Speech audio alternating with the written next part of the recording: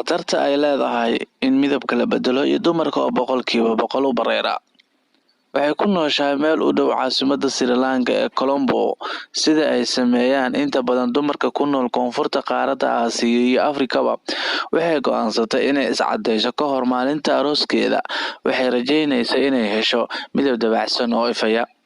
2 bilood ka hor maalinta arooskeyga ayaan tagay goob la isku qurxiyo. Waxay i soo siiyeen kareemo la isku caddeeyo.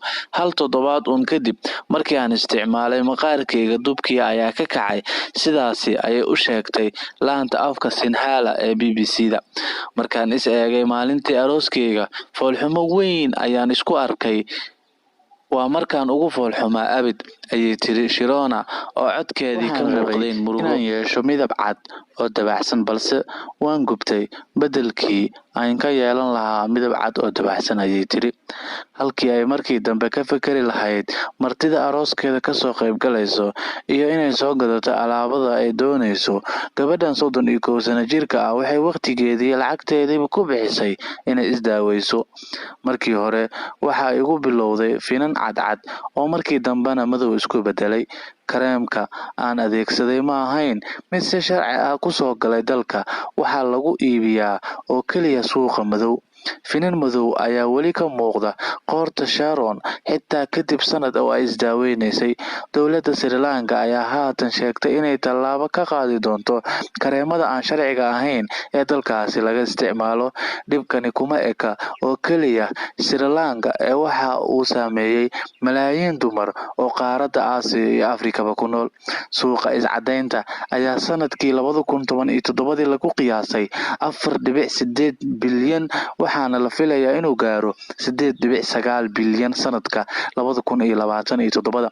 Hay-adda Caafimaadka Adduunka WHO ayaa sheegtay in 4 ka mid ah 10 gabdhood ee ku nool qaaradda Afrika ay is-caddeeyaan. Nigeria ayaa ugu badan oo boqolkiiba 77 dumarka ku nool ay is-caddeeyaan. Waxaa ku xiga dalka Togo oo boqolkiiba 59 ay is-caddeeyaan dumarka ku nool. Koonfur Afrika ayaa boqolkiiba 35 ah gabdhaha ku nool wadanka Koonfur Afrika ee is-caddeeya. Qaaradda Aasiya, dumarka Hindiya ayaa boqolkiiba 61 is-caddeeya, halka Shiinaha ay tirada gaarayso boqolkiiba 40. Dhibaatada ka dhalata inta badan dumarka ayaa adeegsada waxyaabaha la isku caddeeyo iyagoon la tashanin wax dhakhtar ah.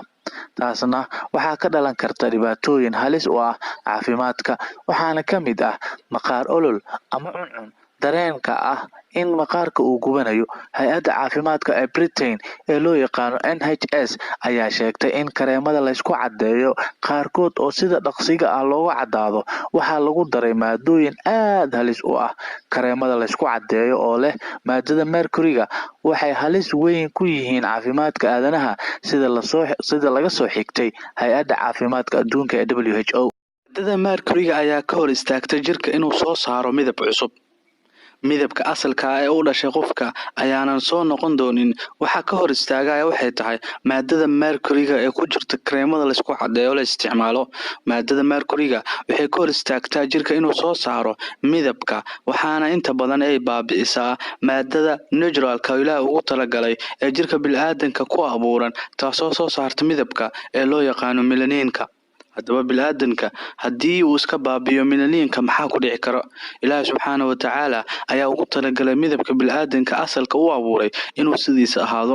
Dumarka is-caddeeyo ayaa inta badanna waxaa ku dhaca cudurro sida kansarka maqaarka iyo xanuuno fara badan oo aanan la garanaynin, taasoo ay og yihiin haddana boqolkiiba boqol iskama dhaafaan oo u bareeraan khatarta dhacdo.